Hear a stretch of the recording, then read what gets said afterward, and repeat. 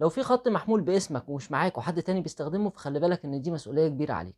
كمان لو معاك خط محمول لكن باسم شخص تاني، فالشخص التاني ده يقدر يتعامل على الخط، سواء ان هو يستبدل الشريحة او يلغي التعاقد او يعمل اي تصرف عليه، وفي جميع الحالات مش هتقدر توصل للخط ده تاني. والنهارده انا هقول لك ازاي تقدر تعرف الخطوط اللي باسمك، وكمان تتصرف ازاي لو لقيت خط باسمك وانت متعرفش عنه حاجة. السلام عليكم ورحمة الله. أنا علي بدر المحامي، وده برنامج المستشار. لو أنت أول مرة بتشوف البرنامج، فالبرنامج عبارة عن معلومة قانونية جديدة بتهم عدد كبير جدا من الناس في المجتمع المصري مع كل حلقة جديدة. لو في خط محمول متسجل باسمك وأنت ما بتستخدموش، أو حتى ما تعرفش عنه حاجة وما تعرفش مين اللي بيستخدمه، فدي مسؤولية كبيرة عليك، لأن ممكن يكون اللي بيستخدم الخط ده بيستخدمه في جرائم سرقة أو نصب أو جرائم إرهاب، أو بيحط الخط في تليفون مسروق.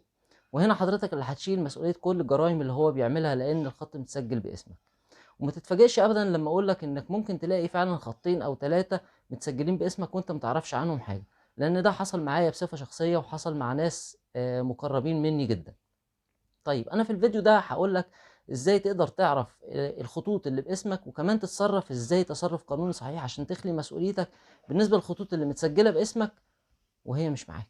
في ابلكيشن اسمه ماينترا. الابلكيشن ده تبع الجهاز القومي لتنظيم الاتصالات. بتقدر من خلاله انك انت تعرف عدد الخطوط اللي متسجلة باسمك. يلا بينا نشوف البرنامج الاول، وازاي نقدر نعرف عدد الخطوط اللي متسجلة ببياناتنا الشخصية، وبعد كده نقدر نتصرف ازاي تصرف قانوني صحيح بناء على اللي هنعرفه من الابلكيشن ده. الابلكيشن اهو اسمه ماينترا. انا دخلت على البلاي ستور وعملت له داونلود، وبعد كده هنفتحه. تفتح الابلكيشن اهو. مجرد ما تفتح الابلكيشن هيطلب منك ان انت تعمل ريجستر. هتعمل ريجستر اشتراك كأنك بتعمل ريجستر مثلا على الفيسبوك، بس مطلوب منك ان انت تعمل ريجستر برقم تليفون يكون باسمك. ورقم التليفون ده خد بالك ان هيجيلك عليه رسالة هتدخله هتدخله في البرنامج عشان تقدر تشتغل. هتعمل باسورد. دخل باسورد مرتين، هتكتب الايميل بتاعك، وبعد كده هيفتح لك الصفحة دي كده زي ما مفتوحة عندي. هتدخل على المربع اللي على الشمال اللي هو خدمات الافراد. هتدخل عليها يفتح لك القائمة دي. هتدخل على اي واحد، على اول واحدة اللي هي خدماتي. دخلت عليها هتختار اخر اختيار، تنزل تحت اخر اختيار اللي هو ارقام. بس هيقول لك هنا بقى: الان يمكنك معرفة رقم الهاتف المحمول المملوك لك في جميع المشغلين. هتدوس على استعلام. هيطلب منك رقم القومي. يطلب منك ان انت تدخل الرقم القومي. طبعا انا مدخل الرقم القومي بتاعي قبل كده، فمش هيطلبه مني دلوقتي. هو بيطلبه منك مرة واحدة بس. هتدوس استعلام. طبعا هتدخل الرقم القومي بتاعك قبل ما يظهر لك الشاشة دي. كده انا ظهر لي الشاشة دي بعد ما دخلت الرقم القومي بتاعي، وباين لي عدد الخطوط اللي في كل شركة. يعني عندي مثلا في اورنج عندي خط واحد، في فودافون ما عنديش، في وي عندي 3 خطوط، في اتصالات عندي 3 خطوط. طيب تمام، حضرتك عرفت كده عدد الخطوط اللي متسجلة باسمك. طبعا انت عارف عندك كام خط انت بتستخدمه باستخدام شخصي. يجوز ان انت يبقى معاك خطين مثلا، مع اولادك في خطين كمان.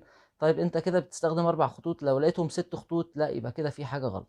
طبعا الابليكيشن مش هيتيح لك ان انت تعرف ارقام الخطوط، لكن هيقول لك عدد الخطوط بس. طيب انا بالنسبه لي لما فتحت الابليكيشن البيانات مظبوطه تمام، فيما عدا اتصالات انا ليا 3 خطوط. المفروض الابليكيشن بيقول لي 3 خطوط، لكن انا ليا خط واحد فعلا. الخطين التانيين انا ما اعرفش. فرحت شركه فرع اتصالات واديته البطاقه، وقلت له عايز اعرف الارقام اللي باسمي، فطلع لي الارقام اللي باسمي والثلاثه باسمي، لكن في رقمين انا ما اعرفش عنهم حاجه. وده حصل مع ناس مقربين ليا كمان. يعني كل اللي بنصحه بنفس النصيحة وبالابليكيشن وبنفس النصيحة بيلاقي فيه خطوط متسجلة باسمه فعلا وهي مش بتاعته وما يعرفش عنها حاجة. لذلك انا عملت الفيديو ده، لان هيبقى في مسؤولية كبيرة جدا على اللي متسجل باسمه الخط، زي ما وضحنا في اول الفيديو. طيب نعرف بقى ايه التصرف الصحيح اللي انا اعمله لو لقيت خطوط متسجلة باسمي لكن مش بتاعتي وانا ما بستخدمهاش. اول حاجه حضرتك هتعمل شكوى في الجهاز القومي لتنظيم الاتصالات، وده عن طريق ان انت بتتصل ب 155 وتبلغ ان رقم المحمول ده متسجل باسمي، ولكن انا ما اشتريتوش وما بستخدموش وما اعرفش عنه حاجه. دي اول حاجه. تاني حاجه بتتوجه للفرع، فلتكن مثلا شركه اتصالات، بتتوجه لفرع شركه اتصالات وتروح تقول له الرقم ده متسجل باسمي بس انا ما اعرفش عنه حاجه وعايز اعمل عليه حاجه اسمها انكار ملكيه. بس انت بتعمل الاجراءين دول وخلاص كده. انكار ملكيه، انت بتنكر ان الخط ده معاك وبتنكر ان الخط ده بتاعك.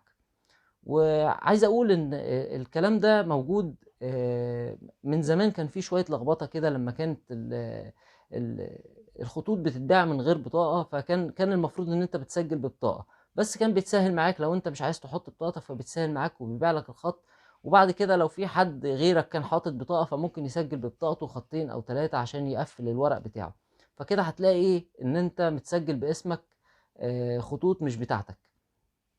ادخل على الابليكيشن واطمن، وشوف لو عندك خطوط فعلا متسجله باسمك لكن مش بتاعتك، لازم تعمل انكار الملكيه وتعمل شكوى في الجهاز القومي لتنظيم الاتصالات ده عشان حقك وعشان ما تلبسش مسؤوليه مش بتاعتك.